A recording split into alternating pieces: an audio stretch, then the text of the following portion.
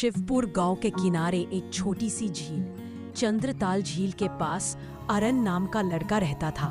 अरन सीधा साधा लेकिन बहुत हिम्मती लड़का था। उसके सपने बहुत बड़े थे।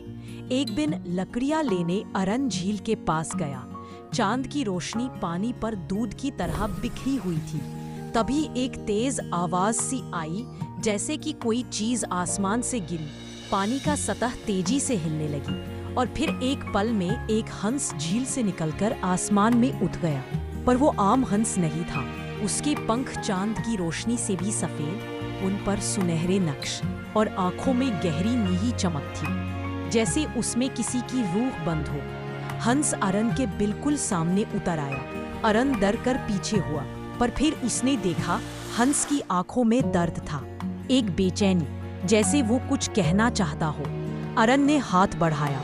हंस ने हल्की सी आवाज में धीरे से कहा, मुझे बचाओ, जैसे यही उस धुन का मतलब था।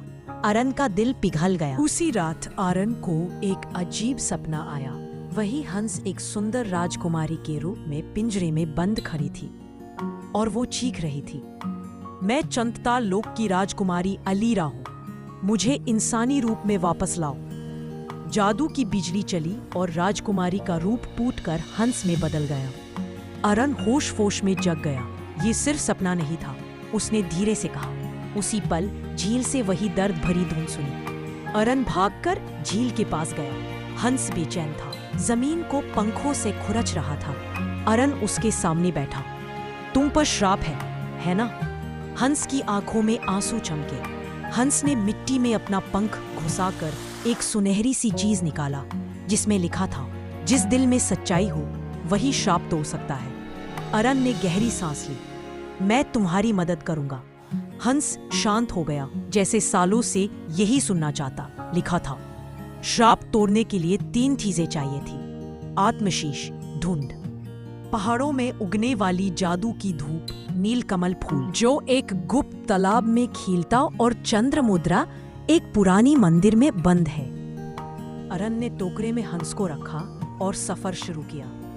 पहाड़ी में रात का अंधेरा था। अरन एक तेज रोशनी से टकराया, जिसमें एक प्राचीन पहाड़ी आत्मा उभर कर आई। बच्चे, क्यों आए हो? उसने पूछा। अरन ने बिना डरे कहा, एक श्राप तोड़ने, एक राजकुमारी को आजाद करने। पहाड़ी आत्मा की आंखें गोल सी चमकी और बोला, जो डर कर जीता हो वो कुछ नहीं पा सकता। अरन ने सीधा जवाब दिया, मैं डर को रास्ता का पहला कदम मानता हूँ। आत्मा मुस्कुराई और धूप एक बोतल में बदलकर अरन के हाथ में आ गई। अब अरन कोहरा तालाब पहुंचा। नीलकमल तालाब छुपा हुआ था, पर हंस ने अपना पंख का टुकड़ा अरन को दिया। जैसे ही हवा से टकराया, तालाब सामने आ गया। उस तालाब के बीच में नीला कमल चमक रहा थे, जैसे उसमें सितारे बंद हो। अरन पानी में कूद गया, बर्फ जैसा ठंडा। फूल हाथ में आया ही था कि पानी हिल गया। एक नाग मछली उभर कर आई। अरन डर गया। फिर मछली ने बोला, इस फूल को संभाल कर रखना, ये किसी सच्चे दिल वाले को ही मिलता है। अरन ने सिर झुकाकर धन्यवाद किया।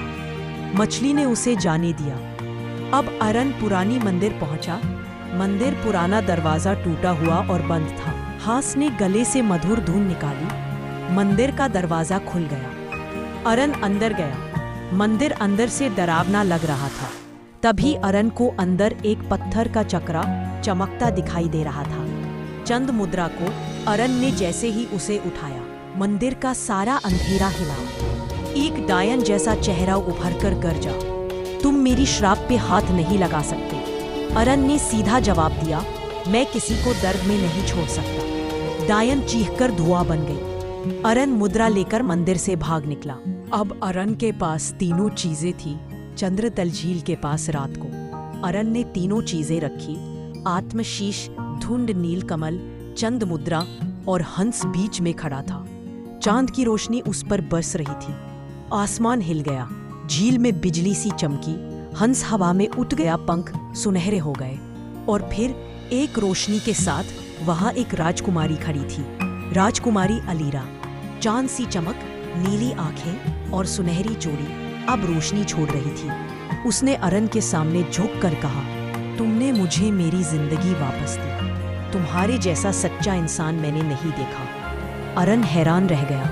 राजकुमारी मुस्कुराई, मैं इस एहसान को नहीं भूलूंगी। 2 दिन बाद पूरा गांव एक अजीब रोशनी से चमक उठा। खेत हरे भरे हो गए, पहाड़ों में नई धारा बहने लगी सी थी और झील जैसी चमकने लगी हो। सब लोग हैरान थे। तब एक सफेद सुनहरा हंस आ गया, पर अब वो राजकुमारी का संदेश लाया था। ये सब अरन की वजह से।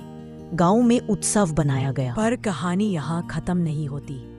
एक रात झील के पास हवा में रोशन भंवर सा खुला। उससे राजकुमारी अलीरा खुद अरन के सामने आई और अरन से कहा, चंद्रताल लोक में मेरे जैसे लोग तारे, झील और प्रकृति के रखवाले होते हैं। तुम चाहो तो इस जादू की दुनिया का हिस्सा बन सकते हो। अरन मुस्कराया और धीरे से कहा, ठीक है। राजकुमारी ने अरन का हाथ थामा और दोनों झील की रोशनी में गायब हो गए। अरन और राजकुमारी अलीरा, उनकी दोस्ती श्राप से भी ज्यादा शक्तिशाली है और उनका जादू अब भी दुनिया को रोशन कर रहा है।